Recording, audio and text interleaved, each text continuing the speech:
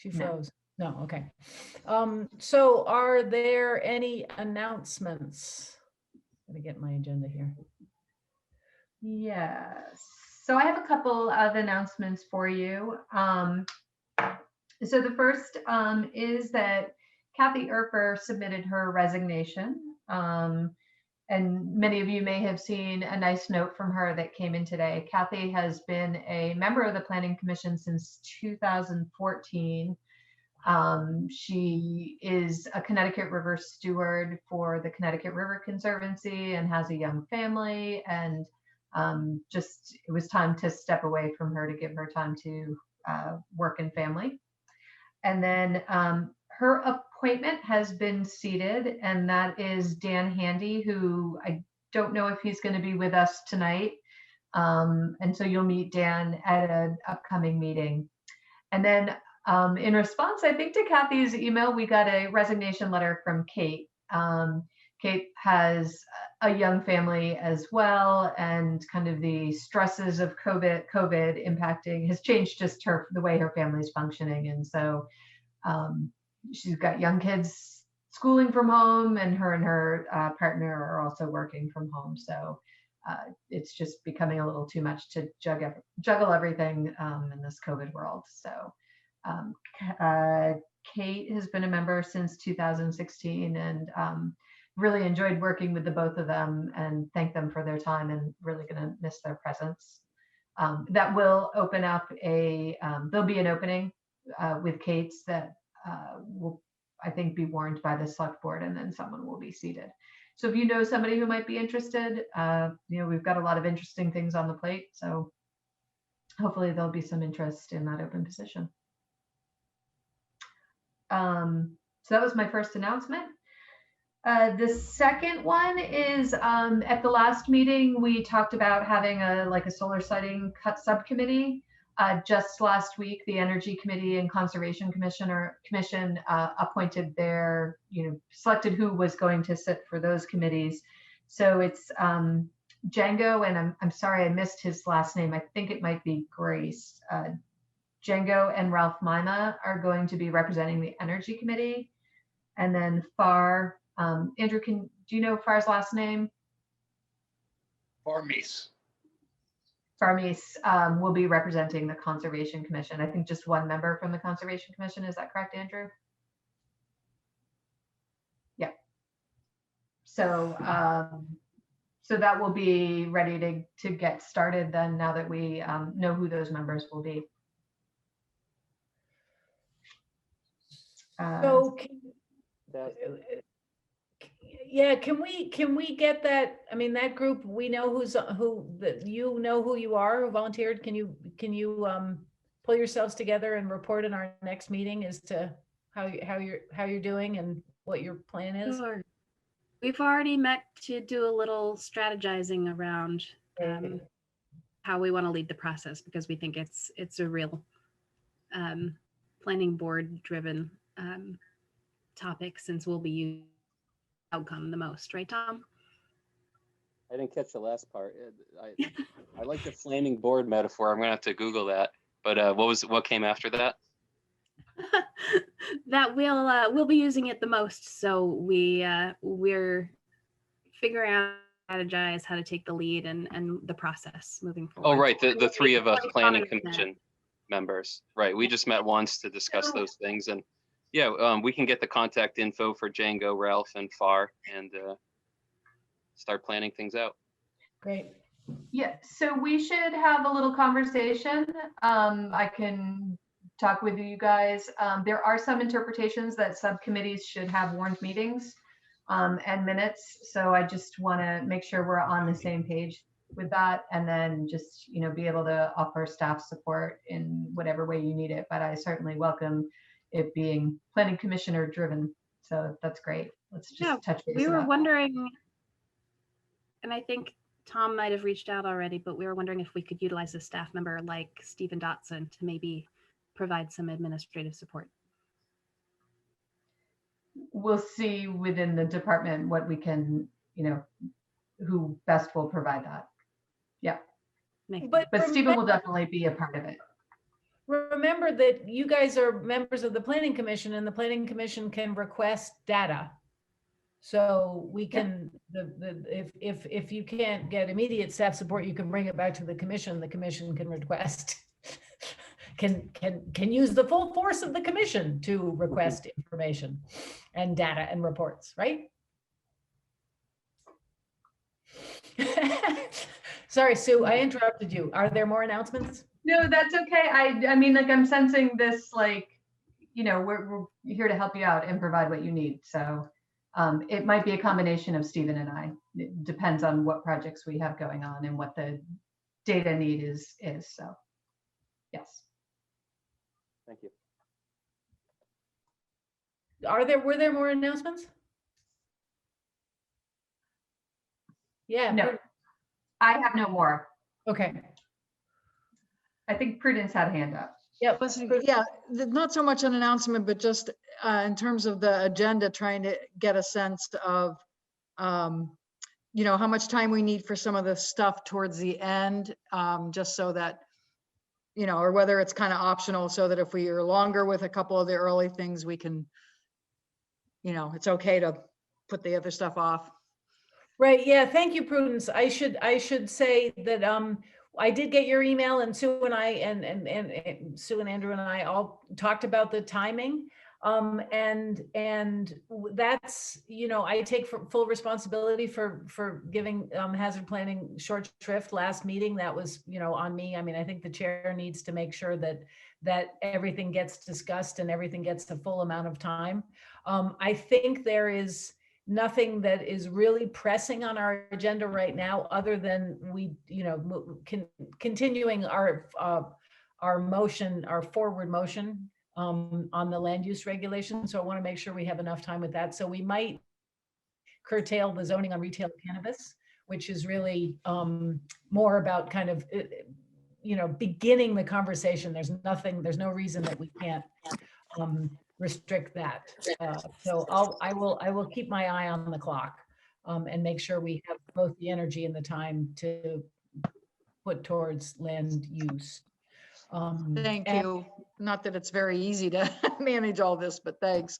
Yeah, no, I mean, I take your point. And also, Sue, I don't know how much time you're thinking we need on the RFP, but your advice on making sure we get to that would also be important. I would like to get to it. I think how much time is going to be dependent on what comments you have that, you know, Okay. I think it's more of, you know, getting your comments, if there's things that we need to incorporate into it and that kind of thing. So it depends on what you all have. Okay. All right. I'll keep an eye on the clock. Okay. So public comment. I see we have members of the public. This is your opportunity to make a comment.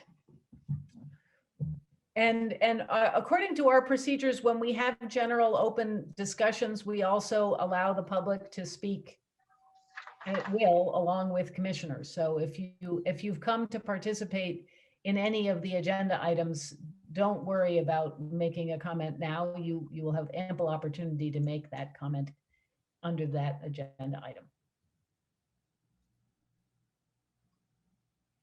Okay, hearing none. Approval of the minutes of January 4th. Do I have a motion to approve, and then we can discuss? Jess has a motion to approve. Is there a second? Prudence has seconded. Discussion. There were a couple of grammatical issues, but I'm assuming that those will be fixed in review.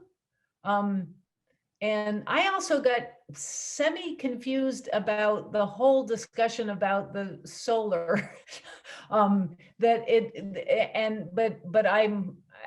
think it's, I mean, when I read it and I was there, I thought, wow, I'm not really sure that I understood what happened. But believe me, it was a complex discussion. It was. I will do my best to, if it doesn't make, I'll read it again, because oftentimes, you know, I'll write something and then I'll read it again, but for some reason it's still not clicking, that it's not making sense to others.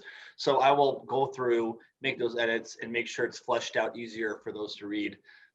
I think in the future, when we have complex discussions, it's probably not a bad idea for to be reduced to a sort of bullet point. This issue was Absolutely. raised, this issue was raised, Yeah. this issue was raised. Yeah, I just want to make sure, obviously the bigger picture is very important, but some of those smaller details also make it that you understand the topic. So that's a good point, and I will review and make those changes. Thanks, Felicity. Okay. All those in favor of approving the minutes as circulated? Designate by putting up your thumbs. Okay, the minutes pass unanimously. Item E was brought to my attention by Tom, and I hope we don't, I'm thinking we don't need to have a lot of discussion around this, but since it's a procedural, we've talked in the past about the fact that we've set a certain procedural guidelines for our work that we've publicized, and that we left it as sort of procedural guidelines so we could add to it without a vote and a lengthy process. And Tom recommended that we have deadlines for submission of materials that the commission will review, so that we in fact have all done our homework, since it was one of our stipulations that we would come prepared right here, respect each other's time, come prepared, that's on our agenda, or what our values are. So in order to come prepared, one needs information in advance. So Tom, I don't know if you want to sort of suggest language, or you sent me a couple of things from, I assume, other committees. Do you want to just talk about those? Sure, yeah, I think you gave a good summary. I just want to say that there was no incident that precipitated this in my mind. It was just after being on some commissions for a couple years and seeing things sometimes come hours before, and sometimes that the person sharing those materials being me, realizing that there's got to be a better way. And I think if we just formalize the expectation, then it'll be better for everybody. Regarding the language, I don't know. I trust staff to come up with that. I think the only thing I see right now that we could decide is what we want that deadline to be. 24 hours before, the Friday before, I don't know. And then also I'll just say that two ideas where I thought it would be useful to post it is on the actual agenda, and then somewhere on the main planning commission page, like either by the contact email address or over at the link for the agenda and meeting materials. So those are three places, maybe not all, but where it'd be good to post. So discussion on the day, it's either the Wednesday before or the Friday before, seems to me to be, not the day of, not Monday. But if people have strong opinions about Wednesday or Friday, this would be a good time to voice them. Friday works for me, because then that gives us, the weekend, if you're around. Yeah, it's hard for me. I can't be sure I'm going to be able to get the stuff on a Monday, depending on what Monday it is. So.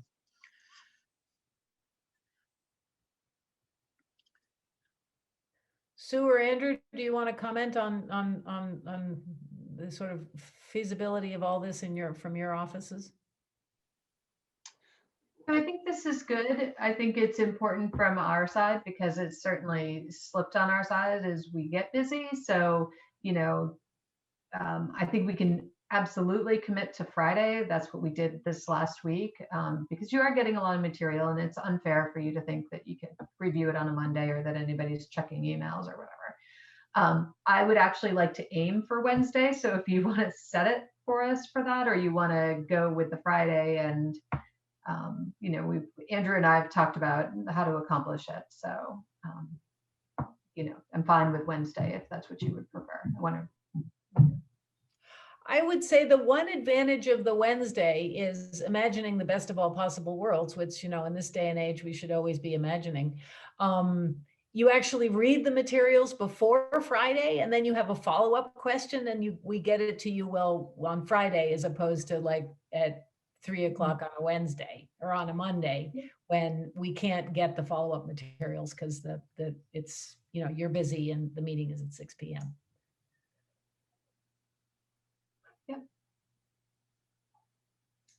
So if you want to direct Wednesday, we welcome that. That's totally fine. Okay. Do you want to frame some language and then we can just, I think the notion here, these procedures is we don't vote on them. We just, they're by whatever what's the public acclamation or general acclamation and so whatever language you choose, I think we're okay with. Is that right, commissioners? Okay. Sure. Yeah. Yeah, sounds good. Okay. Are we good on that? Yep. Okay. All right. Moving to item F, zoning for retail cannabis. Cassandra, you want to take it away? Sure. Okay. Hey, everybody, it's so nice to see some faces that I know I haven't seen for a long time. Hey, Tom. Hey, Prudence. Hey, Felicity. How are you? Felicity and I were neighbors years ago. Years ago.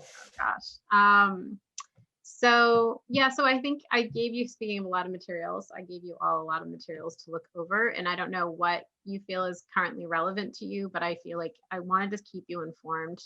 There isn't so basically the act was signed, signed and approved, but there isn't a control board. So that's kind of like a DLC, for example, right now. There isn't a control board put together quite yet. And it's probably not expected until May to actually look at that act and decide what that looks like in a town. And as I shared with you, there's already some confusion around the section that's around regulation and what towns can do and can't do. And if there's already a vote, can they change it? There's a lot of grandfathering questionings happening. It's highly recommended that the town have like commissioners, almost like when we have a liquor license go in front of the select board and they take off their select board hat and put their commissioner hat on. That's really important to have, because if that's not there, then it just goes straight to the state and the state gets to make the approvals. So I'm still learning a lot about it. I just want to let you know, but I don't know how much I want to dig into it because there's so much conflicting information that other coalitions are getting from town attorneys. And so I don't want to tell you all anything until there's actually a board to look at these conflicting interpretations of that section around regulation, until there's actually a board to say, yeah, this is what it means. There is kind of a push for some towns to kind of put a little bit of not responsibility, but like bringing it to the Vermont League of Cities and Towns to ask them to kind of do an interpretation. So I'm just kind of letting you know that that section, which is kind of really under you all, is up for interpretation. So I'll share with you what I learned, but I'm just letting you know I don't know how much we're going to get until there's actually a board in place. So there's going to be a lot of kind of waiting, I think, for the next few months. Does that? Yeah, go ahead, Felicity. So I understand, and maybe you can just clarify this, that this is on the ballot for discussion and vote in our town meeting. Mm-hmm. Yeah, so Peter Elwell brought it to the select board and suggested that they put it on for this year. It won't go into effect, meaning like nobody will be able to sell retail cannabis, even in towns that have approved it, until October 2022. But because it was very vague of when towns can put it on their ballot, some towns such as Brattleboro and 9 other towns, and I can tell you which towns those are, have made the decision to put it in this year's ballot, not next year's. So before there's a board in place, this town, unanimously, the select board decided to move forward. Yeah, go ahead. So yes, from reading your materials, the principal question that I have is, it seems I got confused about the grandfather notion that once so this is my interpretation. It could be entirely wrong, which is why I'm articulating it, because it seems like it's, for me, it's a sort of key issue. Yeah. If the town of Brattleboro votes to have a cannabis shop, I'm sorry, the language is. Or just allowing, yeah, cannabis stores to be in town. Yeah.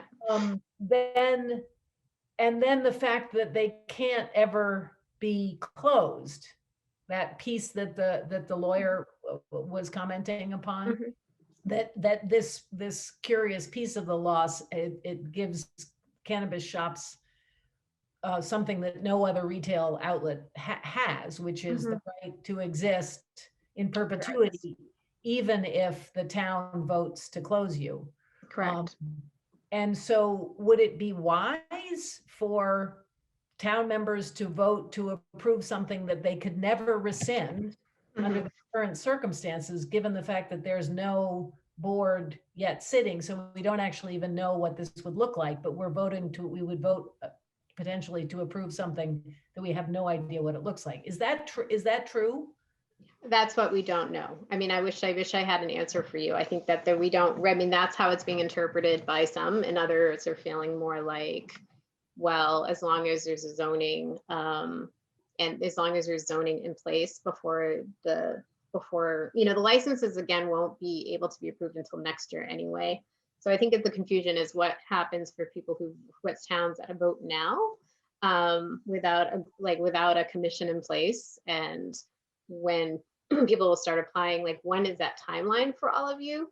And I'm kind of using the analogy of, like, if the state was like, hey, we're going to have windmills in every town, but we don't have a group yet we don't have a board yet to decide what that's going to look like in a town, like how many, where they can be, where, all that. That's kind of where we are right now. So the town is being asked, the voters are being asked to vote on it, not knowing what it ultimately will look like in a town. And you all are responsible for whatever that ends up being. And so I'm trying to support you all with that possibility that the town may opt in to, the voters may opt in, and you guys will not really be able to go back and say, actually, looking at what this might not be, something we would want in this town. Like, you don't get that choice now. To have that kind of conversation. So that's why I really want to involve you guys in the conversation now and at least be able to say, we don't know as a planning commission what that looked like. I think slightly in some ways to protect yourselves in case anybody has issues with what ends up happening. I don't know what it's going to look like, Felicity. Nobody knows. It's just an act right now. Sue, you look like you're something. Yeah, I just wanted to give you a little information about what the act does lay out. And so that is that, retail sales. So we're talking retail cannabis here. So that's the only thing you guys can control. It looks like the other pieces towns don't get to have any voice in, like growing. Right. And so cultivation, testing, warehousing, and distribution are not subject to opt-in, municipal opt-in. Only retail sales are subject to the opt-in. However, with the cultivation piece, it's not going to be considered farming. Farming enjoys certain zoning protections, throughout the state, and so it won't be considered farming. So it's possible. We're going to have to see how that one plays out. In terms of retail, the select board did put it on the town meeting for March 6th. Sorry, I should have that date correct. Sorry, March 2nd. For a vote. Retail sales wouldn't start until October 22. October 2022. Once a town votes to opt in, they can always vote to opt out. So, there is some time before, that would happen, where we could be working on the zoning or whatever. In terms of zoning, what the statute says is we can regulate only by regulations allowed under 24 VSA 4414. So that's land use districts, conditional use, parking and loading, performance standards. So kind of, the typical, we regulate retail uses by district. we could consider these retail shops just like any other retail, or we may be able to consider it as a different use and specify the districts that we want it in. So that's, I don't know if that provides a little bit of context there. When you say the town can opt out, if it chooses to do so, it can only opt out of future retail sales, all the retail shops that are open at the time that they remain in place. So Yeah, and this seems to me that I mean, from my perusal of the materials, that seems like the key issue is the notion that once you voted it and once you get one, you're stuck with it for the rest of time. I think that, that's a possibility. Maybe the Cannabis Control Board is going to say something different, but that's not unlike most of zoning uses. So, we might have, you enjoy some protections once you're established. We don't want to, all of a sudden say you can't have that fast food restaurant there anymore when people have invested in it. So that's grandfathering is a pretty consistent notion in zoning. Right, but I mean, the assumption is the planning commission or whoever else changes the zoning will act responsibly and not take away a fast food shop if people have invested in it. But if, as the legal letter says, the town votes and says, this is where the data here is that this is a public nuisance, theoretically, hypothetically, I don't have an opinion on cannabis. But then you can't go to the board and do anything about it. It's just there.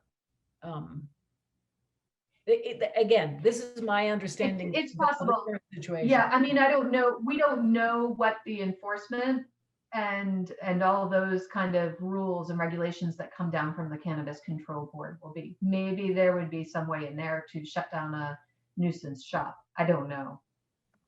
There's so many unanswered questions until the Cannabis Control Board is in place. But I guess what I'm trying to get at is for the Planning Commission's responsibility will come with the zoning piece and what we can regulate under 4414. That's kind of a bigger question for the town to kind of be considering, as to whether or not they want to opt in before we know what those, before the Cannabis Control Board puts out the rules. Can you just repeat one more time, Sue, just what you just said? Like, what was that last thing that you said?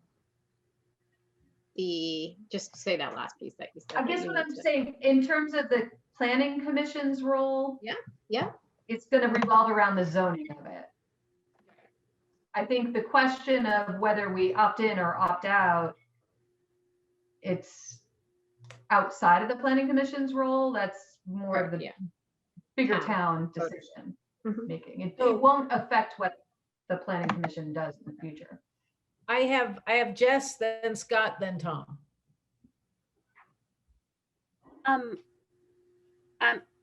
Why don't you go first?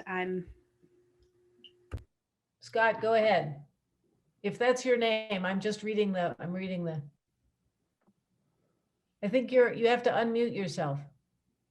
My apologies. My name is Scott Sparks. I own Vermont Epicurean on Flat Street in Brattleboro. And it's my intent or hope to open a retail cannabis store in Brattleboro. And I would hope that most people believe I've run I'll call it a good business, for lack of another word, in town, and very responsible and respectful of everyone. And I just want to make it clear that that's my intent, and I'm willing to work with people to make it acceptable. But I want to just throw that out there. Thank you. Jess, are you ready? And then Tom, or do we want to go to Tom and then Jess? Sure. I am ready. If that's okay, Tom. Okay.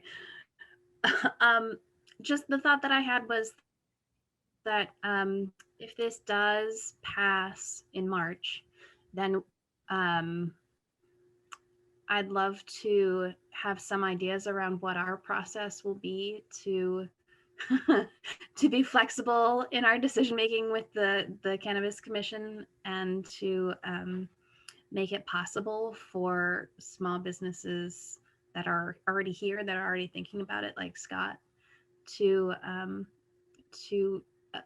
apply for or get a permit in a way that will let them open a shop when other stores are opening across Vermont in October 2022. So yeah, I like that we're starting this discussion now.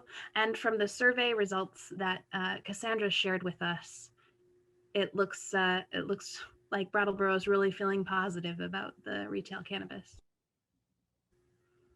Tom, I think maybe I'm sensing a little, I think it'd be useful if we give us some sense of what the land use regs can do specifically. So the way I see it, based off my amateur but couple years of study, is that if the land use regs, the zoning does not specify and highlight the sale of cannabis products, then it would just fall under the shop or store terms, which in some land use districts are permitted, so they can just go through. In others, they're conditional, so they'll go before Development Review Board review. And in others, I think they're not even conditional, they may not be allowed. So for example, to get to address the Portland's article, where people were concerned in their quiet neighborhoods, currently our land use regs say for the residential neighborhood district that shops and stores are conditional. So it would go before DRB review. Whereas like in my neighborhood, mixed use, it would just be permitted and it could just go through. Although in all cases, if I understand correctly, the store would need a license to sell. But the other thing we could do is potentially make a whole nother definition in the land use regs called a cannabis retail store. And then we could permit and conditionalize and ban that from districts separately from other stores. And we could also add all sorts of other conditions specific to that sort of retail. Correct me if I missed something there. so I think, can I just say one thing? I think it's really good that we have a year regardless, you know, meaning regardless if people vote or not, there's still going to be another year before the next vote, actually a year and a half almost.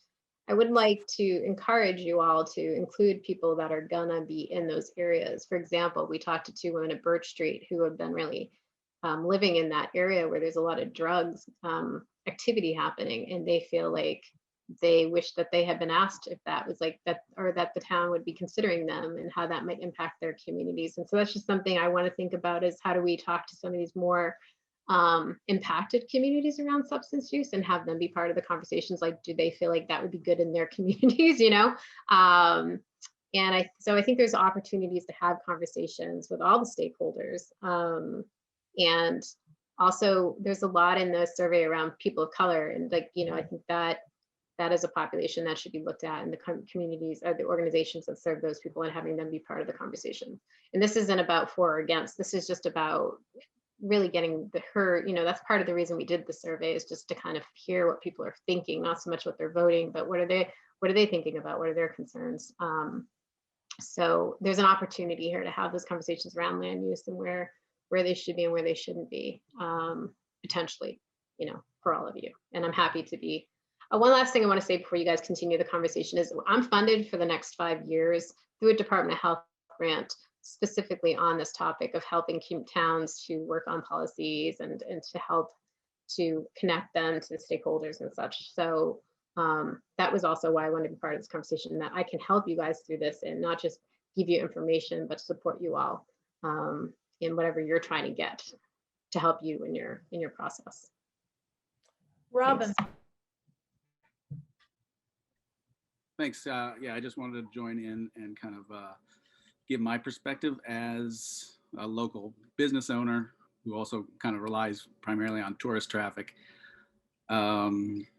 So one point I'd like to make is that when we talk about, oh, it won't happen until October 2022, that's true, but the amount of planning and infrastructure that business as a business that you have to go through, like you have a lot less time than that. If you really need to know if that's what you're doing, and have a lot of planning lead time.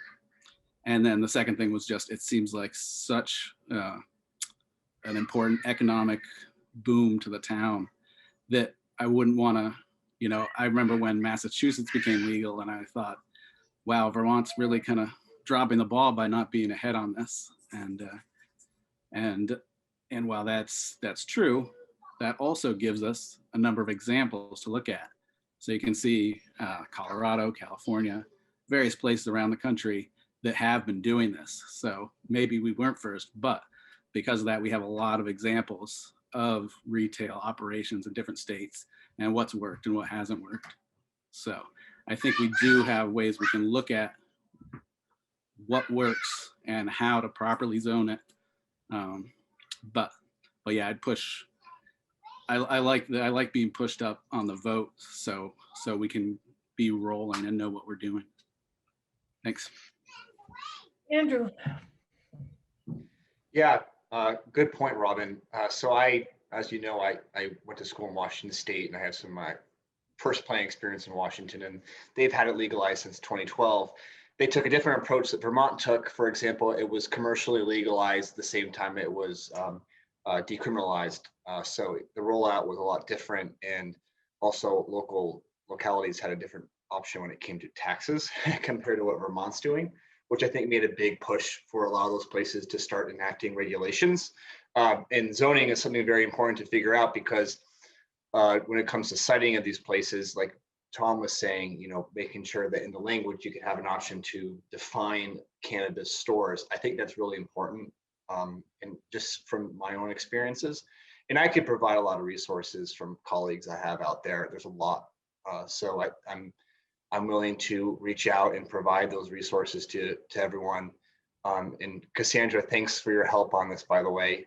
It's been extremely useful to see those resources, as Vermont is taking a slightly different approach. But thinking about the siting in these places, you know, in proximity to schools, other educational opportunities. Do we want it downtown?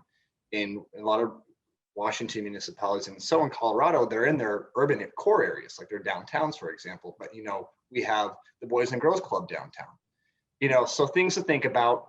And, you know, there is a lot of information out there, so that's not going to be an issue. Good God.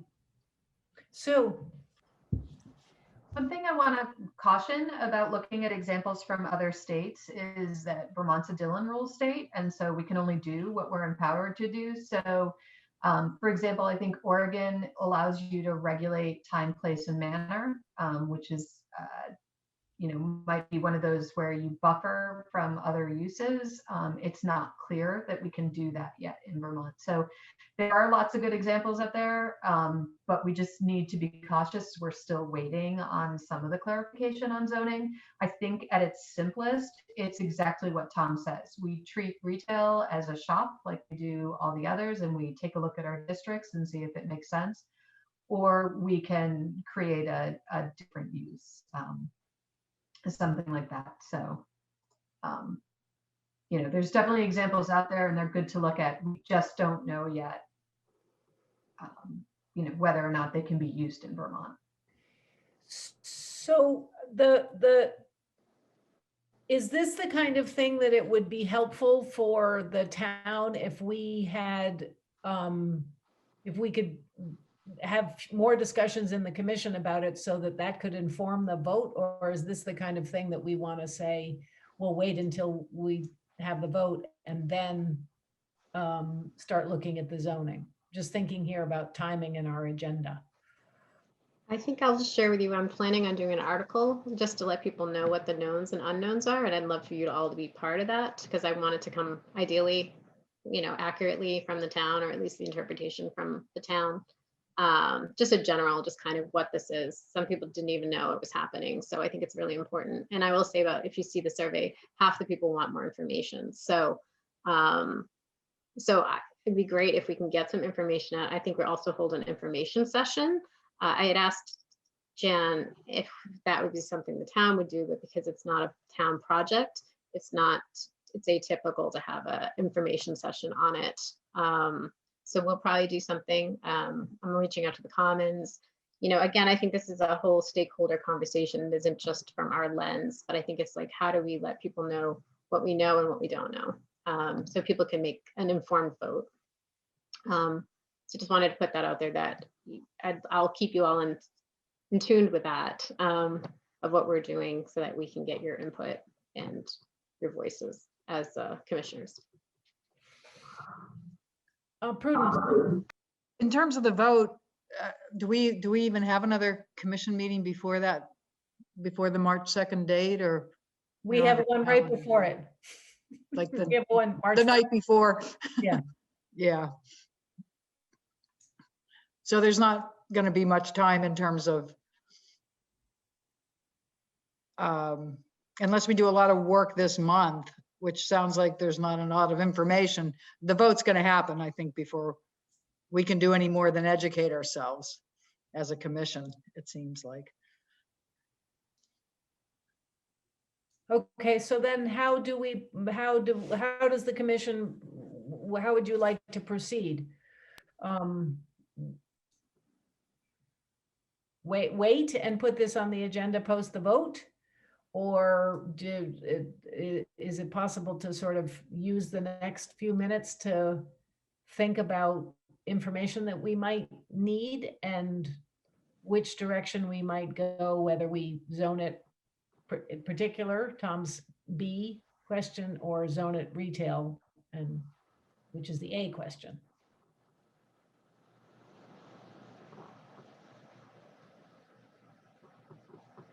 Yeah. Well, one thing I can think of is that maybe it would be helpful to have those two options listed in just like a little memo to all town voters or town reps. I'm not sure which meeting this is. Oh, it's at the town-wide vote. I don't know, because maybe they're trying to get a sense of, you know, yes, maybe some people feel like, yes, I would support it, but only if there's certain regs. And of course, we don't know what we can do, but at least the land use, we know what we can do to some degree within the land use regs. I don't know if it would be helpful, but maybe sharing those two options with voters could help. Jess? I was going to say something exactly on the same lines. If we can, yeah, give some hope that there will be something we'll be able to do. I think that'd be helpful for the community to know. And we can help get that information out too through I mean, that's the whole point too, is like, we'll help to get that information out for you all too. So it doesn't have to just be a memo, but we can communicate that. I did have a quick question, and I don't know if Sue, or any of you really, but I know Sue, you know a lot about this clearly. So in Springfield, Vermont, the Turning Point Recovery Center is next to a like a CBD manufacturing company, and it's kind of like the Mocha Joe's, like the smell of it has been like permeating the recovery center. So there's actually this whole challenge for people who are in recovery, just kind of being in their safe space and having it smell like cannabis. So I'm just wondering, is there anything within that as well that can just be about, I know that manufacturing is not part of the retail, but as you're looking at land use, could there be things like, we don't really want that permeating the air within these kind of areas? And I was just curious about that. That's just ignorance on my end. So we do have performance standards, and you know, so odor can be a nuisance. So yeah, you know, and even kind of coffee, at times we've had complaints about coffee roasting and the odors. So that can be in zoning. I think that is actually something under the 4414 that can be dealt with, or under other town ordinances that is provided for in the act. Thank you for that clarification. Yeah. So Sue, can you work on something that would frame out those two options that we could make public?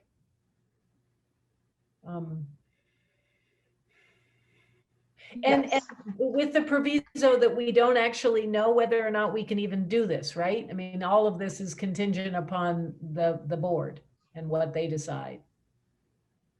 Well, I think a strict reading of 164 at this time does say we can deal with the use in the zoning district. So, you know, I think there's going to have to be qualifications subject to whatever the Cannabis Control Board comes out with. But I think that, I mean, off the top of my head, I think that's something that can be done straight faced. Okay, and then it seems to me that the post the vote, we actually need to get on this right away, right? Because from the comments from Robin and Scott, if people are going to start working on this, they need to know whether or not they're going to be particular zoning issues that they're going to have to take into consideration when they're planning. Scott, I would agree. It's worth. Scott? Okay, just quickly, something that maybe you should know about might help in how you're designing all this is the way, because of federal law, the only place this can go is in a building that there's no mortgage on. In other words, a bank cannot be involved in a cannabis building. So let's say someone has a mortgage on a shopping strip mall somewhere. The retail cannabis store cannot go in there. The building has to be owned outright with no bank mortgage on it. No federal banking can be involved in it. Thank you for that really interesting piece of information. So that limits where it can go. Like as an example, I'll put this out there. I could not and have no intention of doing it in my current location because of the Boys and Girls Club. So I know I'm very conscious of those type of things. But you know, there's lots of other factors too. And Cassandra is correct. There's a lot of unknowns, but those are some of the basics. I look forward to talking to you, Scott. I know Ricky speaks highly of you and just how, and I think we need to hear from people like you who have been doing what, you know, your best practices to make sure people are staying safe. You know, people that are vulnerable are safe. So I'm glad you're part of these conversations. Yes, Jess. Felicity or Sue, I wonder if when we put out the things that we may be able to control through zoning, I wonder if we could include some sort of commitment to a public outreach process in figuring all this out, so that folks know it won't be, you know, decided in the planning commission, but they will have the chance to engage, and other than these meetings, they'll have a chance to engage and direct the vision. That seems essential to me, Sue. I mean, wouldn't there, Sue, I know, there be a so same, whatever your pleasure. wouldn't there be a similar process to any sort of land use amendments, like you know, the public hearings? So there'll be those opportunities for public input, like if we were adopting any regulations. There is, I think, Jess is talking about maybe more inclusive process in drafting it, not just bringing it before public hearings. I know I saw there was a community out in Oregon that put together kind of a position paper and then had a survey actually about the types of you know, regulations that they might want to look at. Again, it's different than Vermont, but there, you know, we could do surveys, we could do small groups, that kind of thing. Great. Sorry, what I would say is I don't want to come up with the public process. I would rather that come from the Planning Commission. I can give you some guidance on it, but I don't want to document anything in the plan without, you know, or in the memo, sorry, without your kind of guidance. Yeah, I mean, I think at this point we can commit to a public process and keep it vague. That and follow up on the details. I mean, because at this point in time, you know, the COVID is still a fairly large factor. in any kind of public engagement. And we can't presumably restrict this to just the internet. We're going to have to do some walking and 6 foot socially distanced talking. So we don't know exactly how that's going to look, and I wouldn't want to suggest how it's going to look now, given the uncertainty of the times we're living in. And again, we have funding to help get that out there for you all and to work with you. So again, I want to let you know we're here as a resource to you. So just, take advantage of it. And yes, it's true. We tried to do surveying downtown, and it was like zombie land. It was like nobody was out there. It's like just grabbing like one person. Between COVID and the cold, it's really hard right now to get to actually talk to people in person. But yeah, again, we have a little bit of time to definitely have some time, and I'll keep my ears perked. Like we just mentioned, can we talk to people on like Canal Street and like in the Pete community, just to see how they feel, and talking to people of color and seeing how they feel. There's a lot of groups that we could be talking to just to get their input. So at least that's what I would love to hear for those individuals and from youth. Okay. So are we good to go to move on to our next item on the agenda? All right. Can I just ask a question? Yeah, sure. So I'm writing this for the Planning Commission, but we're not going to have another meeting for it to be reviewed. So I'm feeling a little uncomfortable about that. I don't want to release something publicly on your behalf without your approval of it. So I'm not really sure how we want to deal with that one. Wow. We can't vote on something, by email, that kind of thing. So I don't know. Well, if it's too bad we don't have a reporter. I mean, this meeting was mentioned publicly by the select board that we were talking about it. And if we produce something on March 2nd that says, here's the Planning Commission letter, then people going into the vote will have that and know that we've, I mean, is that, Jess? Yes. I'm intending on watching. You froze.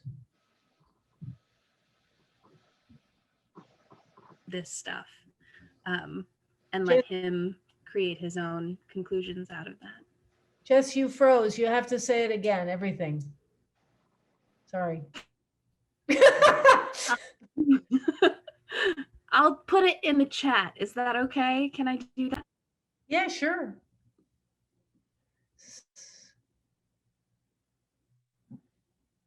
Please keep going. Oh, sorry. No, go ahead, Prudence. So can we vote by email if Sue writes something up? Is it possible for us to take an email vote, or did you say we can't do that? No, we can't do that because then it's a quorum and we have to have it warned. Tom. So I think in the past with some documents, we've voted during a meeting, and then we make the agreement that in between meetings, we will just singly reply to Sue with our comments or suggestions. And then the final draft goes around to all of us. Couldn't we do the same for this? Have we ever done that for a vote? I don't think we've done that for a vote. Oh. Is it really terrible if we don't get something out, 3 weeks before the vote, but instead get it out on the morning of the vote? Yes, it is, says Jess. I'm going to say, I spoke with Chris. This is Jess speaking. I spoke terrible, she says. All right, got your point. Thank you. I spoke with Chris Mays from the Reformer, who is intending to come or watch tonight. Thumbs up to what Tom is saying. Yes, it is terrible. So then, Sue, would you like to read us whatever it is you've got, and we can see if we can't vote on something now? this is just a suggestion. Could we maybe hold a special meeting just on this topic? Commissioners? Prudence says yes. That's what I was going to suggest, a short meeting in a couple of weeks or in a week or so, but just, you know, it would be a short meeting to review the language. Okay, says Jess. Tom? Okay. Okay. Do we need to take a vote on having a special meeting? Sue? Sure, let's take a vote. Somebody want to make a motion? I can. Please. I move that the Brattleboro Planning Commission hold a special meeting to review language on the upcoming retail cannabis vote in town. Or how about zoning? Review language related to zoning of retail cannabis. Did that make any sense, or was that a complete Yeah. word salad? No, that Nope, was fine. You that want to makes set a sense. date? February 15th? Is that okay? Sure. Is that okay for everyone?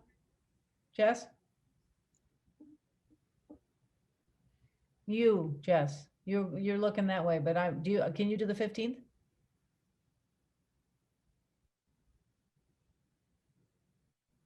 It's President's Day. Oh, Staff holiday? Is it a staff it holiday? is a staff holiday, and it's just usually we try to keep meetings off of days that the town hall is closed. Okay, then Sorry. How about the either Wednesday night? Wednesday, the 17th, you can do it without me. Okay, sorry. But Wednesdays, I am in transit. Got it. So next week, too soon? Or the 22nd, sort of gives us just a week. If you want to do it next week, I can do that. You probably won't have it in your boxes till Friday. Okay, everybody, February 8th? All right, Jess? Yes, okay. So Prudence's motion includes the date of February 8th. Is there a second? I'll second. All those in favor of the special meeting as described by Prudence? Okay. Any abstentions? No, it's unanimous. We will have a special meeting this time next week, 6 o'clock, ending by 7. Okay, are we good to go? Thank you all so much. Thank you, Cassandra. you. Thanks for coming. Great seeing all of Thank you. you. What? Thank you all. So it's lovely to see members of the public here. You're welcome back anytime. You're welcome in my store anytime if you want to learn more. Great, right. thank you. Thank you. Bye. All right, land use regulation amendments work session. Sue, you want to take it away? How exciting. I'm excited, so excited. So we have 2 items to revisit about housing, and then we have Brian Bannon, who's here. Brian is the zoning administrator. He's also the certified floodplain manager for the town. And we've got some proposed amendments to the flood hazard regulations to stay in compliance with our rating that we have through the National Flood Insurance Program. So it's a community rating program. I'll tell you a little bit about that when we get to that section. So first, let's start with the housing, and I'm going to turn it over to Andrew, and I'm going to bring up on the screen the SROs. We had some information he was looking into and some minor changes that we wanted to make. So I will bring that up. Why Sue's bringing this up, the minor changes had to do with defining like laundry facilities. as well as looking at the kitchen provisions. So I'll just wait for Sue to pop that up, but I think you probably had an opportunity to look at what I changed. It wasn't clear. It's has to do with defining laundry facilities. So it's as simple as just saying one washing and drying unit. So no direct toward, so folks won't get confused with actually what is a laundry facility? Is it like a physical room itself? Is it just we felt like it was easiest just to define it as the units. So a machine. And then we also talked about what's an appropriate amount per these facilities. So what I did here, as you can see on item C, the facility must provide a minimum of one washing machine and drying unit. Facilities with more than 12 units must provide 2 washing and drying machine units. That was the change for that section. And then going down to the kitchens, I did a lot of research into these facilities, trying to see what other jurisdictions define kitchens as, and the most common definition, and this is also the same one in our rental housing code, is a full kitchen includes a sink, refrigerator, and a stove, range top, or oven. One of those, if something is not in a full kitchen, if one of those appliances is not included, then it's a partial kitchen. So in order to also what Jess's comment regarding, well, what's enough, for example, for these units if a full kitchen isn't provided per unit, what I have is this one full kitchen must be provided for every, I put 6 or 8, and I was hoping that y'all will be able to put us in a direction of which number you think is appropriate.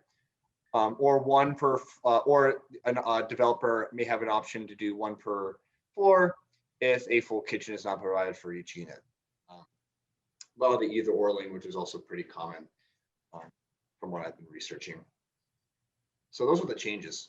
Any comments? Nice work, Andrew. Thank you. Yeah, Tom. You're muted. Okay, just to make sure I understand it correctly with the kitchen, it means that, for example, if there was,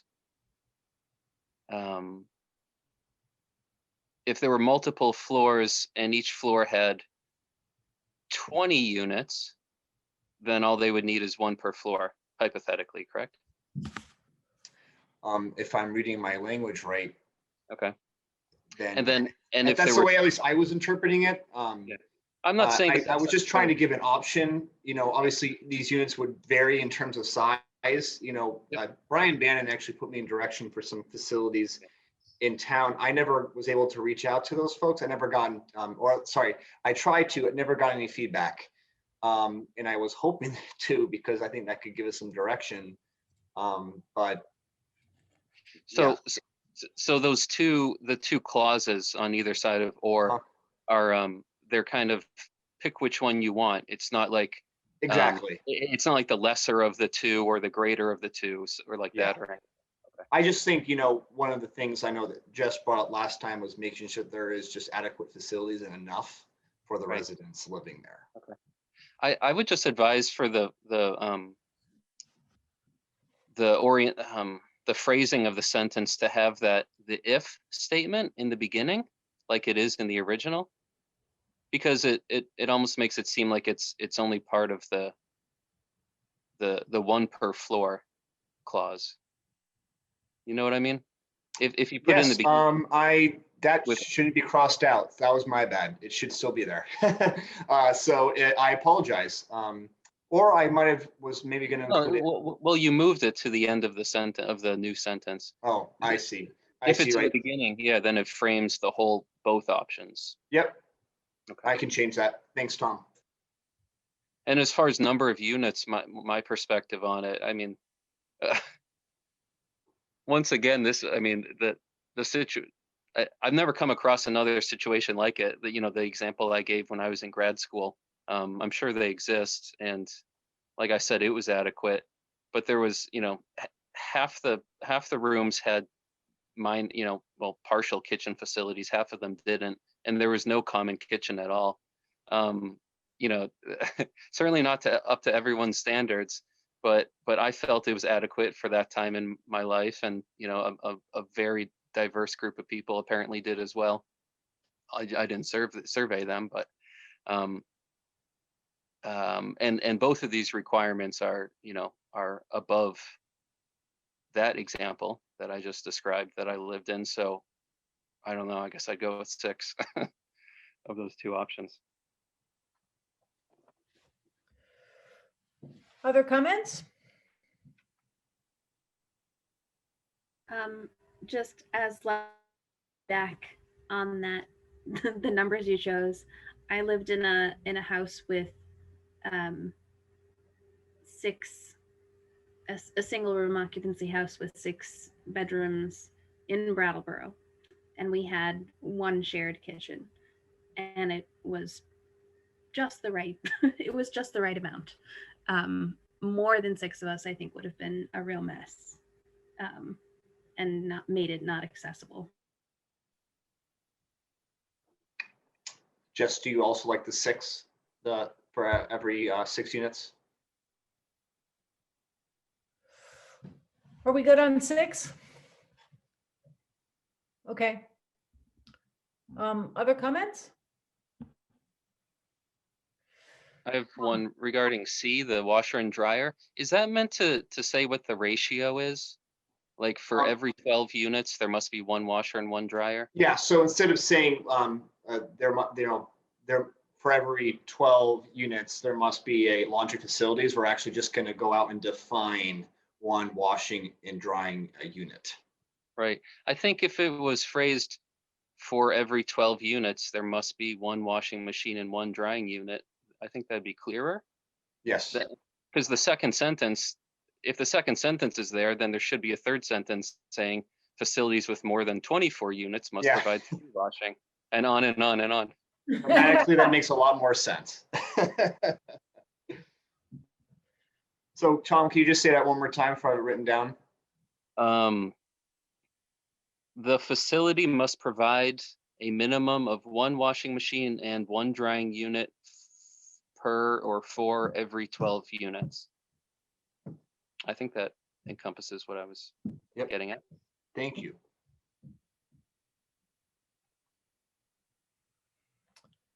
That sounds a lot better. You should be writing code, Tom. You can hire me as a consultant when I leave the commission someday. Okay, more guys, or are we good with that one? All right, next thing.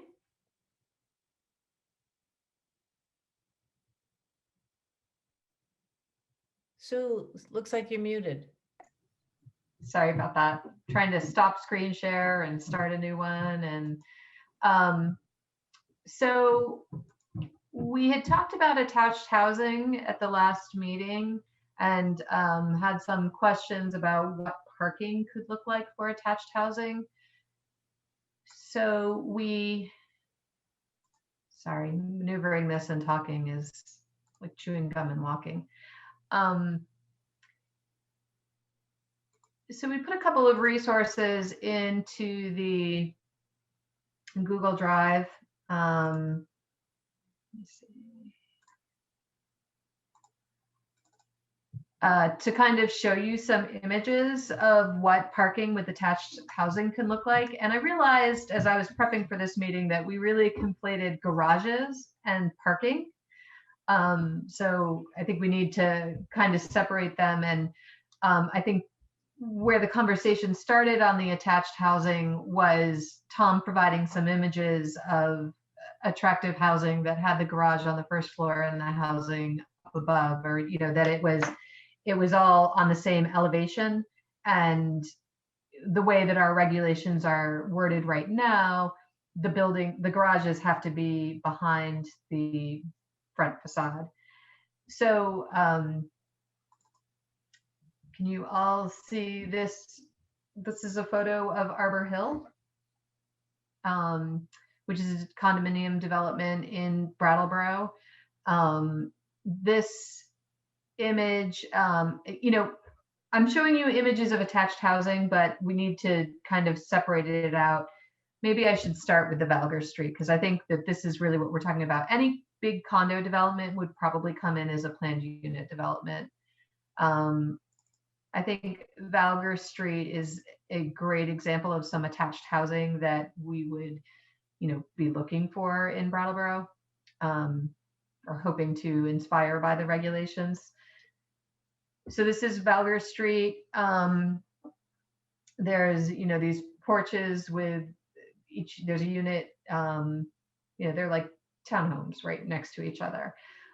These don't have garages, but this is an example of where the parking is in the rear.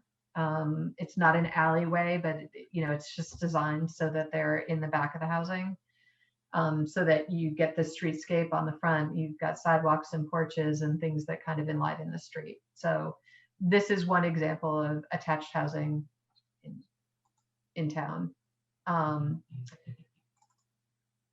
This is at Arbor Hill, and this is an example of where you have the garage in front of the front building elevation. So the doors to the units I want to make sure you can all see as I move it around.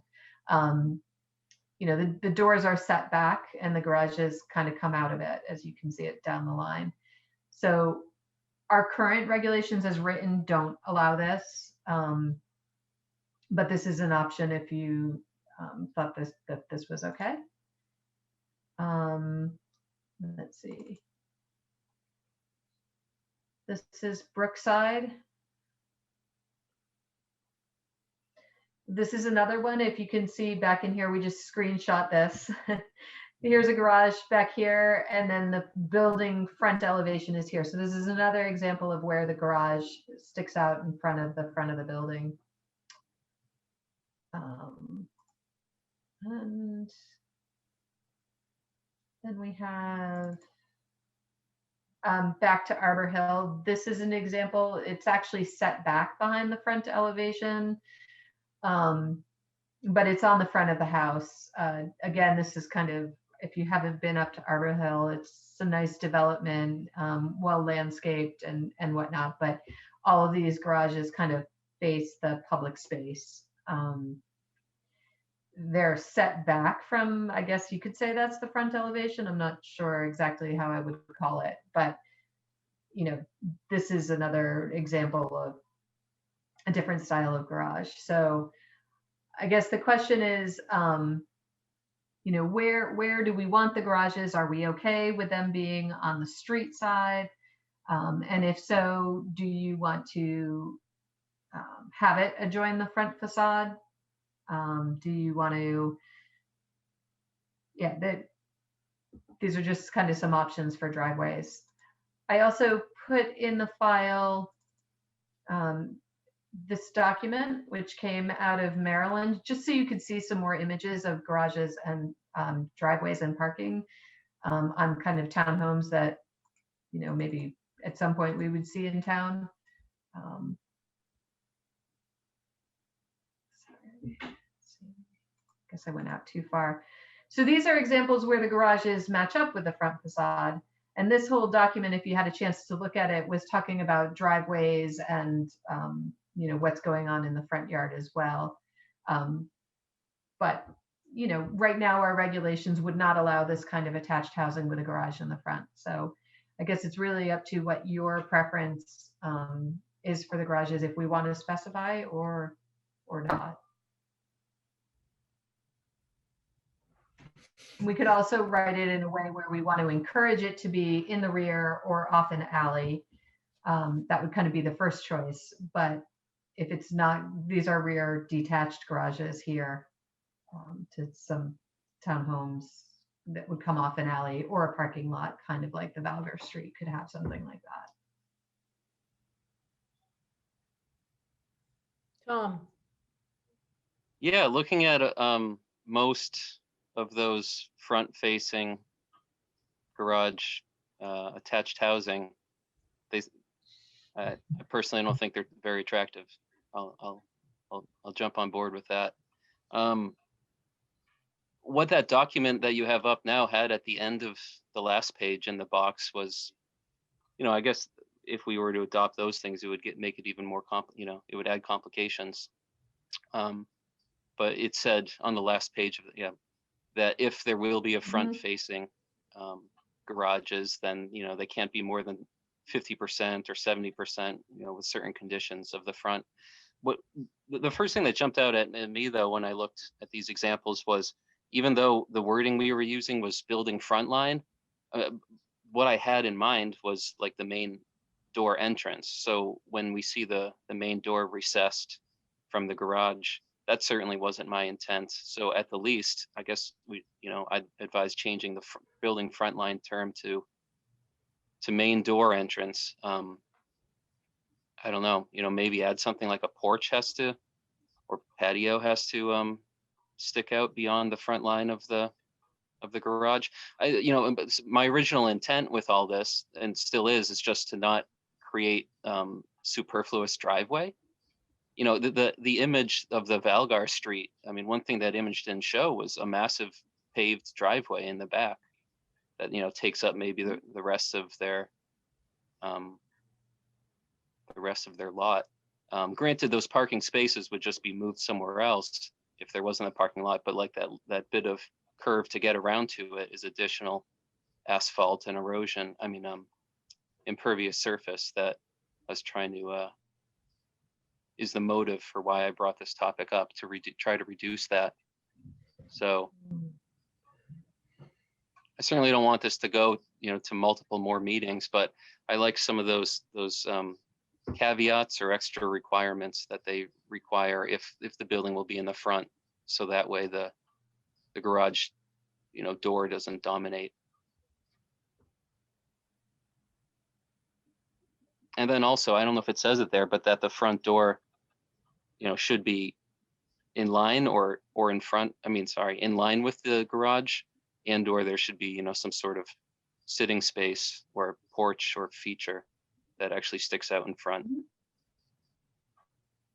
Those are my thoughts on that, but I still really think that it'd be worth it to not make driveways have to do like a curve to get around to a garage. Yeah, I think we want to allow the alleys, and I think that we do. It's just not I think there are some parts of town where there's some alleys, but it's not the predominant. So if you're building new, it can be done. I think it's not as easy as for the infill lots. I think you're going to end up with a similar situation to Valgar Street, where you have a driveway and then the parking in the rear. But I think this is helpful to drafting the next iteration, if other commissioners are in agreement with that. I agree with Tom. I think the garages up front are pretty unattractive, and they destroy the idea of sort of a human-centered living in common, city living, town living, whatever. I don't know whether I feel like we want to be requiring people to put porches on their houses. Just because that seems like maybe you can't afford it. And the prominence of the front door seems like it would solve that.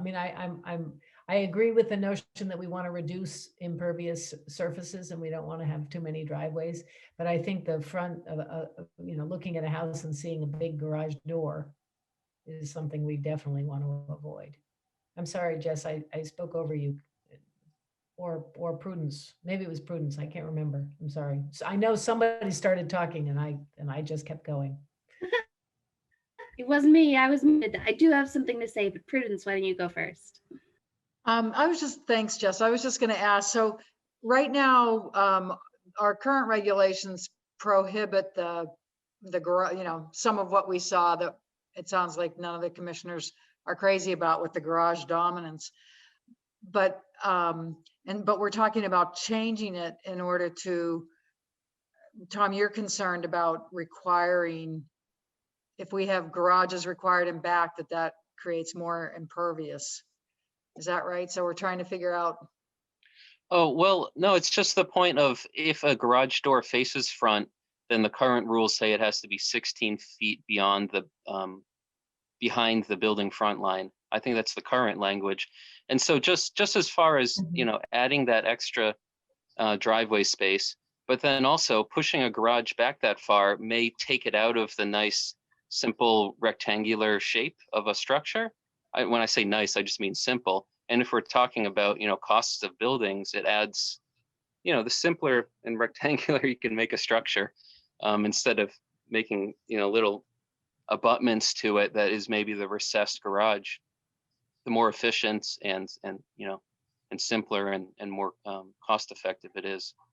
So it's for those two reasons, just being able to bring it, you know, bring the garage in line with the structure in general and reduce the driveway. Thanks.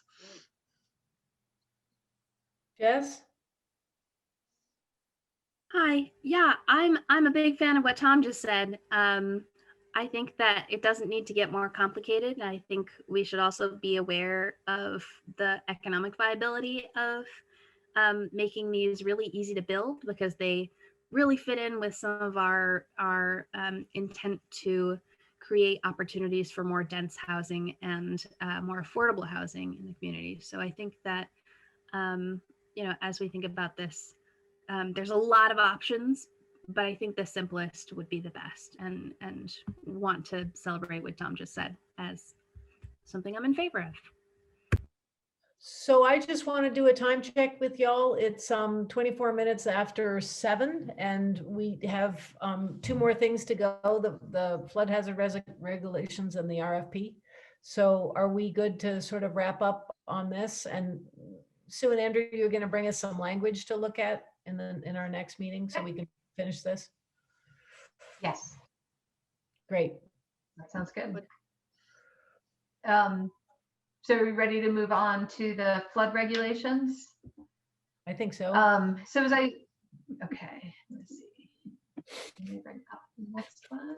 So as I started to explain before, the town participates in a CRS program of the National Flood Insurance Program. So CRS is a community rating system. And when we take certain actions, it results in savings for property owners in Brattleboro. Brian, you can correct me if I'm wrong. It might just be residential, but they can get a certain discount on their flood insurance rates if they have flood insurance. We are going to be in the process of going through an audit this June with the folks from the CRS program. One thing we were told of is that there's been some regulatory changes at the federal program level for us to maintain our current rating of a 8, level 8. We need to make some regulatory changes. So that's the impetus behind what's proposed here. And I'll let Andrew and Brian talk about that if you guys are prepared for that.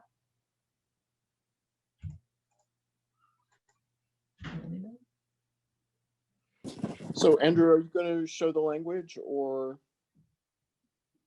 Yes, I'm doing that right now. Okay.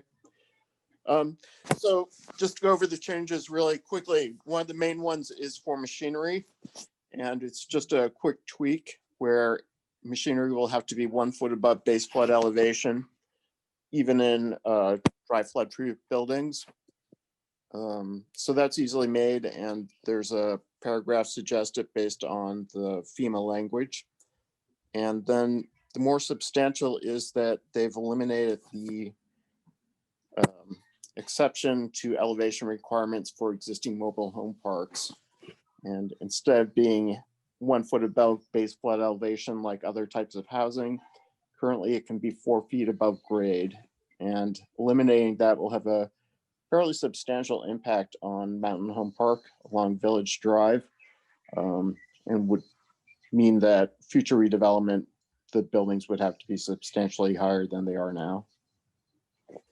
And just to confirm with machinery, wasn't machinery also have to be located 2 feet above base flood elevation, or was it 1?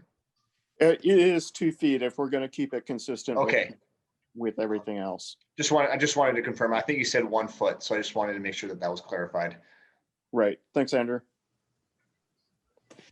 So Brian, am I correct in saying we don't have any choice with this? We do have a choice. If we don't do this, it will mean that we'll be downgraded to class 9.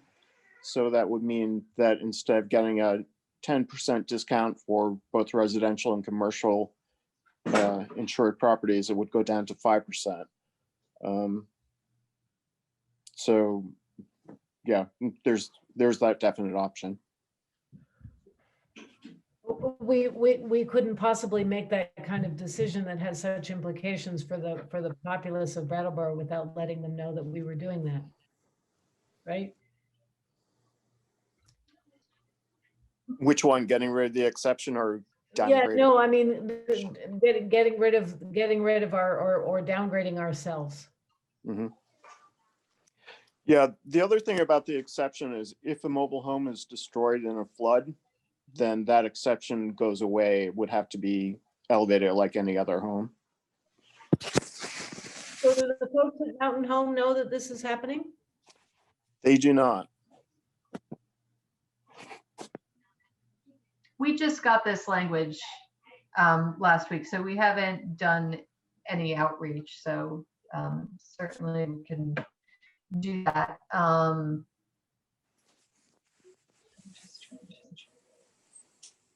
mean, Brian, it would I know. Sorry, go ahead, Sue.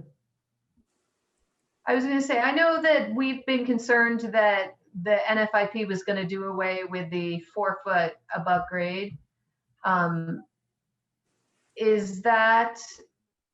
Do you think this is coming regardless, or do you have any idea if this is coming regardless of whether or not we're 8 or 9? I don't think the NFIP is going to change its requirement. I think it's really only going to be for communities in the community rating system where that goes away.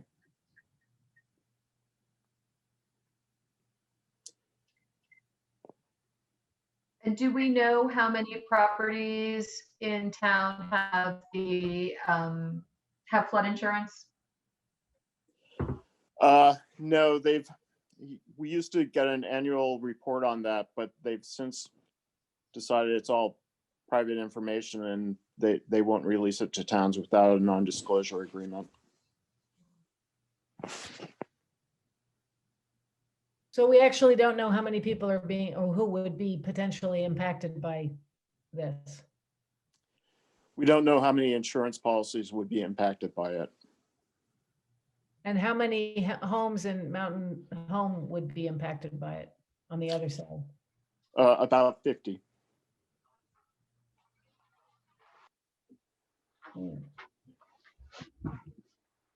What's the time frame on this? So the requirement to change the regulations came in on January 1st, and the actual guidance and regulations came out a week after that. And then we need this to be done before our verification visit in June.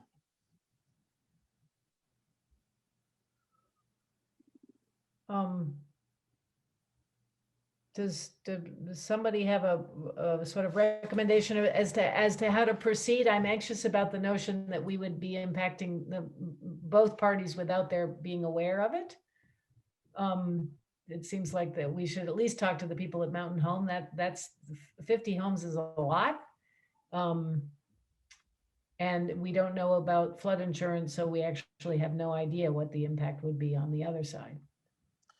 Yeah, and one thing that has been happening at Mountain Home Park, as pads along that, it's mostly along Valley Road, as pads have been freed up, they haven't been redeveloped. And part of that is the expense of actually elevating them to 4 feet above grade, because it actually involves using a crane to place the homes, which undermines the mobile home business model.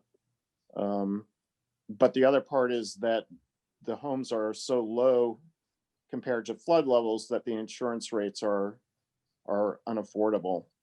So it's not clear whether, it seems like the current situation is it's economically unviable to actually redevelop the sites just based on what's happened. Huh, okay. So the notion is that if, those homes would be grandfathered in until such time as they were swept away by the flood, in which case they wouldn't be redeveloped anyway. It seems like as they age out or if they're removed, they're not being redeveloped because the model of just doing it 4 feet isn't viable. And primarily because they can't get financing because the flood insurance is just too expensive. Right. So if they were in fact elevated to above base flood elevation, that takes care of the high expense of the insurance, and it might actually make it a more viable model. Huh, okay. So the other article that we had put in the file was a development of modular homes out of Waterbury and that was kind of in there as an example of how maybe those sites could be redeveloped. Having garage and open storage underneath a unit. I think those particular homes were elevated maybe only 2 feet. So the base flood elevation here is quite deep, so they'd be elevated quite high. Perhaps, making it, it would be a new type of housing, and it would maybe not be as affordable as quote unquote affordable as what's there.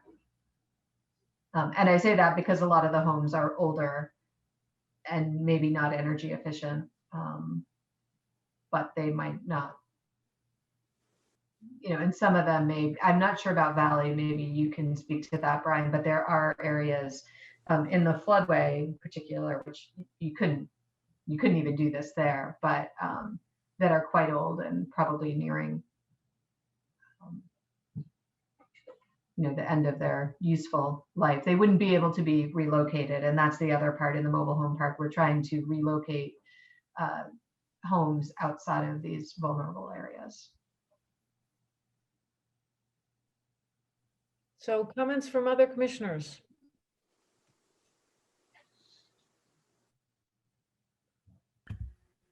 Felicity, I'm curious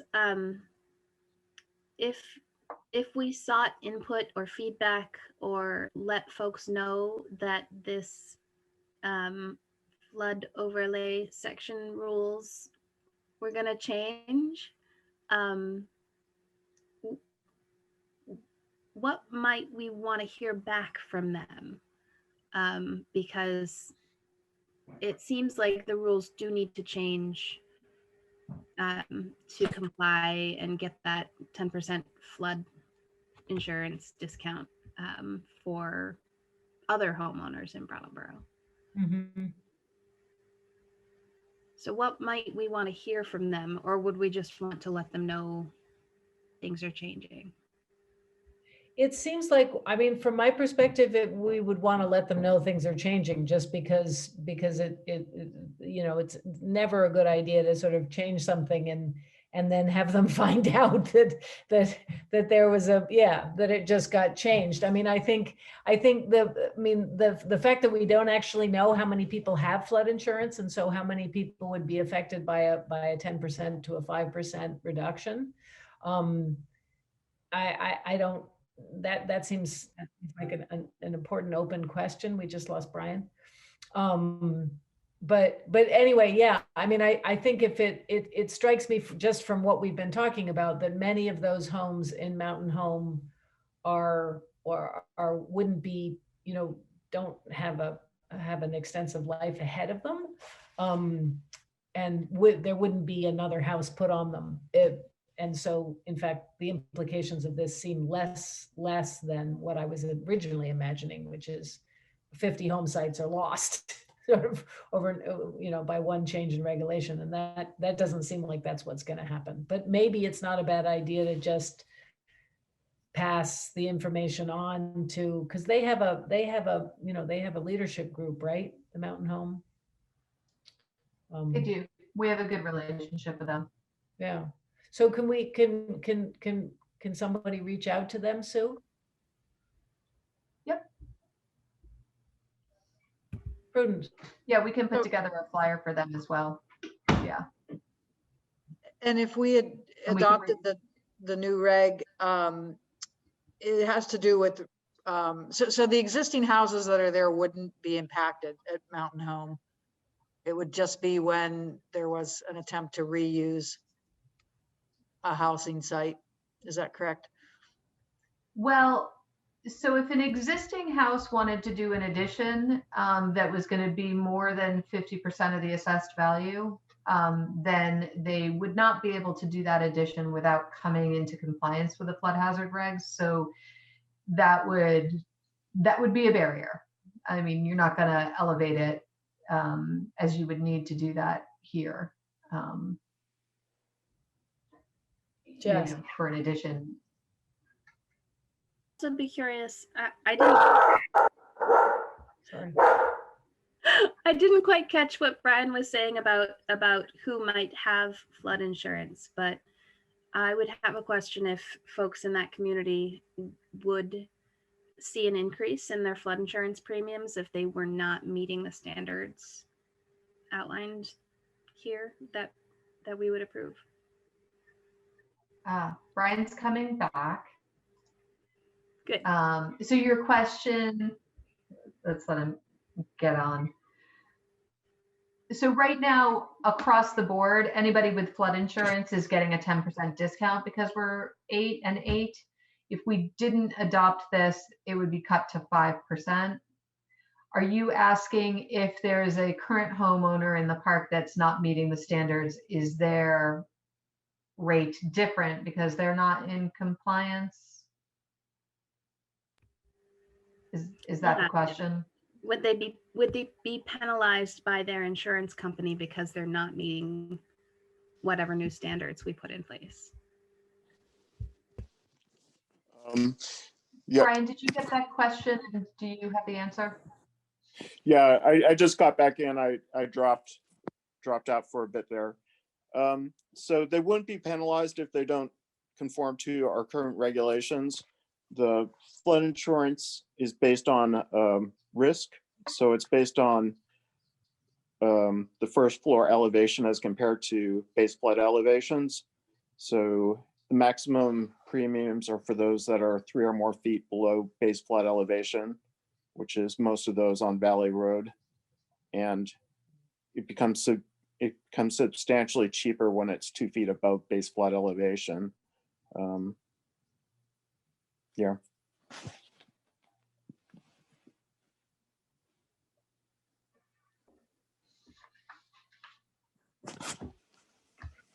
Prudence? So I think, Brian, you said that that you didn't think the flood insurance isn't affordable for folks on Valley Road because they're so low. I mean, so they wouldn't be impacted by an increase in the premium because they actually don't have insurance anyway. Is that the assumption? I think most of them don't, but where it becomes an issue as far as redeveloping is if you finance, you have to have flood insurance, and it becomes so expensive that the combination of mortgage payments and flood insurance payments makes it an unaffordable housing. So how it works out if you elevate it far enough so that you have lower rates, but a more expensive building, it's unclear if that would be more or less affordable.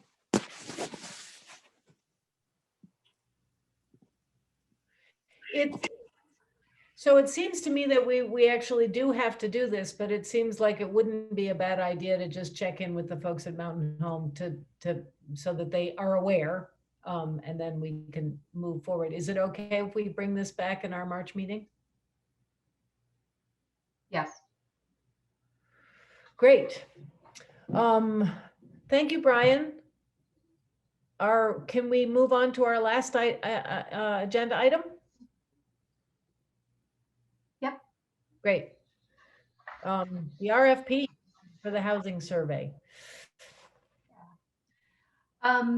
So we put this together and rather than call a meeting of the steering committee at this point, which we will still do once we get the project up and going, I was hoping to solicit some comments from the planning commissioners first before we release this to the public. I'm hoping that you all got a chance to look through it. If you want me to go into it in detail, I can do that. I'm just trying to, again, pull it up. It's a lot we're getting for $22,000. We're asking for a lot. We're hoping we can get that. Yeah. When we put the proposal together, we did get it did seem to be a reasonable scope of work to one of the firms that we reached out to kind of check and see what could we do for that amount of money. So yeah, we're hopeful that other consultants will be interested, and that's doable. If we need to, and we need to amend the scope of work because we go out, we'll just have to work with the state to do that. The people of color says people and color, but I'm sure somebody has already caught that typo. And aren't there? Do you want me to? Sorry, do you want me to screen share this or? Sure. We'll just discuss it.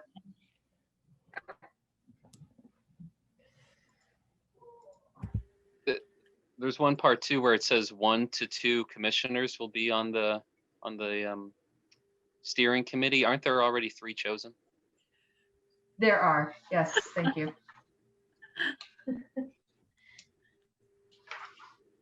I do have a couple comments of more substance than that. Go ahead, Tom. Okay.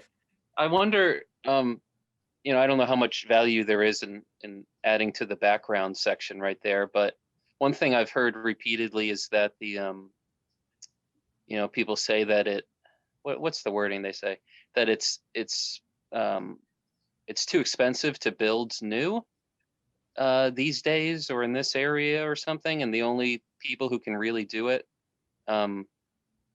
economically, well, that's not the right word, but the only groups that can really do it is like the housing trust, because they get all sorts of subsidies to make it, quote, economical for them. And for others, it's like cheaper to get a used house than to buy new. I don't know. I mean, maybe that's more of a national issue and has no effect on here, but that's a thought that I had, that's a challenge. And and then later on for submission requirements for the consultants who apply, I thought that to try to really steer it towards making, as much as we can, making sure that that this will be effective and can lead to some action.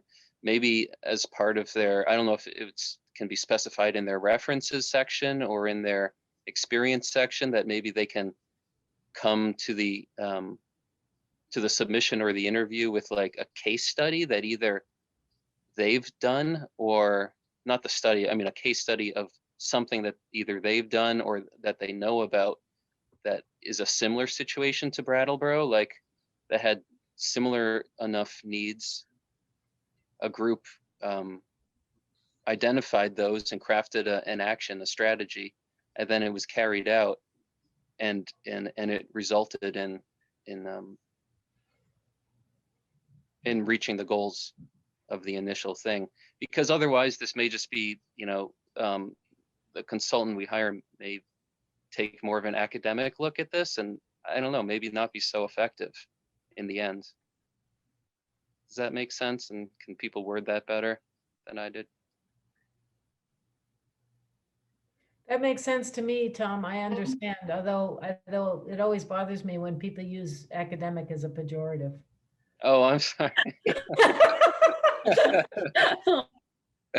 I just wanted, to increase our odds of being effective and leading to actual results as best as we can. So if they show an example that either they've done or they know of where it led to it, then that increases our odds rather than it being theory. I'll use that word. Great. So I understand what you're asking for. I think I'm a little bit challenged in the fact that, you know, the consultant does kind of put together a plan. You know, we want to have a broad steering committee because we want that buy-in so that it's actionable, but then oftentimes the consultant walks away and it's up to the community or the nonprofits or whatever the sector is to implement it. So I'm not sure for me, I mean, part of that, I guess, is references and checking in with who those firms have or consultants have worked with to get an idea of how actionable it was.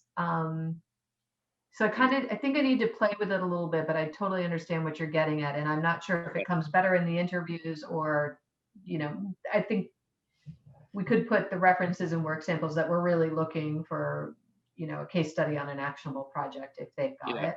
Like proof of Right? I action. wouldn't word it in that way, but yeah. I mean, I remember though, when we interviewed the planning group that did the downtown plan, it came out in the interview process whether or not people had actually, you know, come up with really actionable solutions that then had been put in place. And I remember one in particular that I thought was really, really helpful that the group had not done, but that they were aware of. And so I'm wondering if that isn't something that we'll add, because we participate in the interview, right, Sue? Yes. Well, it'll probably be the steering committee. Oh. Remind me who's on the steering committee? I believe it's Jess and Doran. And Lucy, I think you're on that committee. Oh, me. Okay. Yeah. Yeah, I think that you were the third. I thought you had expressed an interest. Right, yeah. No, I mean, I think Prudence and I are going to tag team, right? Prudence, you said you were interested as well. Okay, yeah, sure. We can talk about it. If you've got the time to do it, I think you should do it, Felicity. If you can manage it. Such a big if, Prudence. But yeah, that's a good way to, we can leave it that way. So if I can make a comment, I think supporting what Tom said about maybe adding a little bit in the background. I think that the housing trust should be mentioned. It's just such a big factor that I think this should be mentioned in the background. It's a major player in the housing scene in Brattleboro. It has been. I have a question. And it kind of, well, so in thinking about reaching out to community and, you know, our equitable processes and valuing local businesses and all of those values that we came up with, I wonder, is it possible to ask local nonprofits to bid for this, like the Housing Trust or even BDCC, which is, you know, part of their work is now on investigating and having conversations around workforce housing. I would be curious if an organization embedded within the community that would they qualify? And to Tom's point, would they be able to show a work sample that would be applicable? So I think we could share it with them. I've been in conversations with Wynn and Windsor Housing Trust about the need for this, and I'm not sure it's really what they do, but you know, they have committed to have somebody on the steering committee. I mean, I could have that conversation with them to see if it's work that they would be interested in. So that's a possibility. BDCC, I'm less, I'm not aware that they've done a study like this, but they've certainly been involved in studies like this. So again, I could reach out to them and see if that is something that they felt that they could handle and, you know, provide them a copy of the RFP, invite them to propose.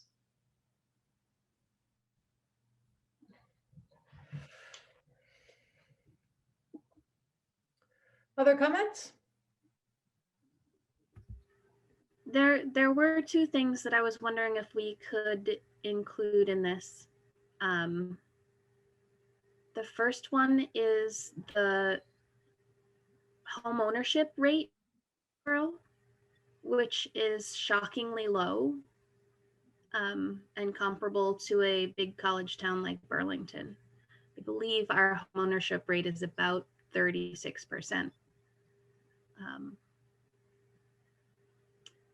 So wondering if we can include that in the stats to give a little bit of a perspective. It's much lower than Springfield and Rutland and, other comparable towns to Brattleboro. And then the other piece was wondering if we might include a land acknowledgement in this to follow through with setting a tone of being in awareness of our place's land. I don't know how to say it, but that was another idea that struck me. Jess, I've been working on a land acknowledgement for our hazard plan with Rich Holshoe. We drafted actually some language. I sat with him in the fall and we got something. So possibly we could pull some stuff from that. It is a little bit oriented towards the waterways in Brattleboro, in the Wantassagock area. But I think it is something that we could draft up and make sure, if we went that direction, include him again in that process and other Indigenous folks. Yeah, I think that would be lovely. I mean, we do go a little bit back into the history. It would be lovely to acknowledge, maybe the deeper history and also. Oh, sure. And present dynamics. Yeah. Before you get out too front on that, Andrew, I think it's perfectly appropriate to include a land acknowledgement. It is my goal to get this out this week. So, between Stephen and Andrew, they have written some land acknowledgements, and I think that we're going to have to go off of something like that to kind of stick to a timeline that's laid out in this, unless you're directing that it be a little bit longer. No, yeah, and Rich is always pretty quick. If we wanted to send to him about getting back, he's really inept on this stuff, and so I don't think that would be I think we could still get it within the timeline you need.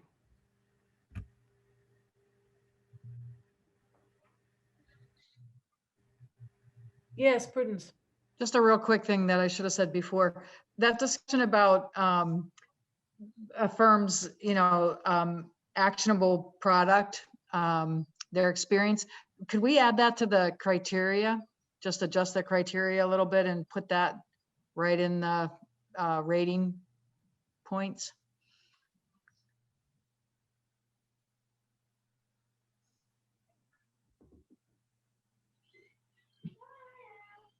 Yes. I'm just trying to see where I would put it. Yeah, I think it would be under experience.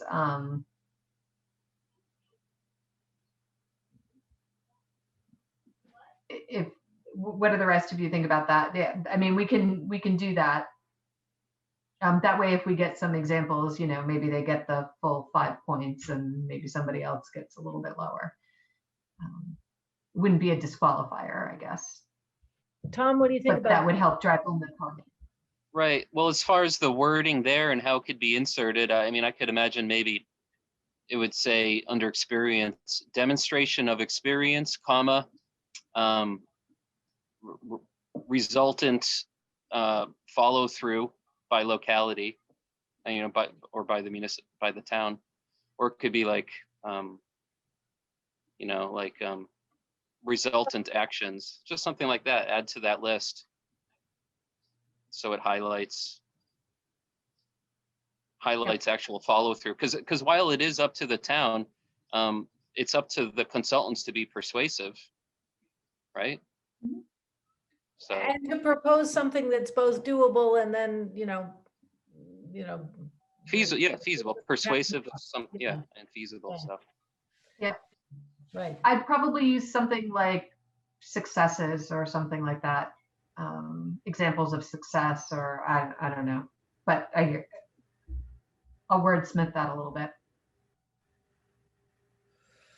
Great. Are we good? I did want to bring up one other point. Yes, Jess. There have been some conversations over the last 2 years about the impact of like Airbnb type conversions of apartments to, short-term rentals. And I'm wondering if we want to take a look at any of that as we do this. Yes, in one of my drafts, it was in there. I'm going to try to find it. Yeah. I'm hoping it's this one.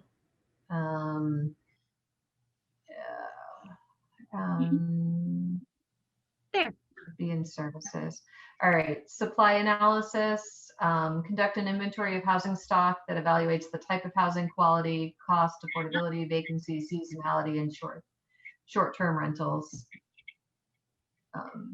So it is brought up. If I can put it in background, that it's has been more of a topic of conversation. Right.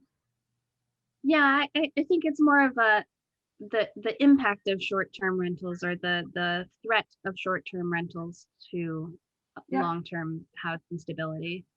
Yep. Then again, my mother-in-law is a traveling nurse, and she's in some short-term housing right now in a different community. So it does have its place in the market.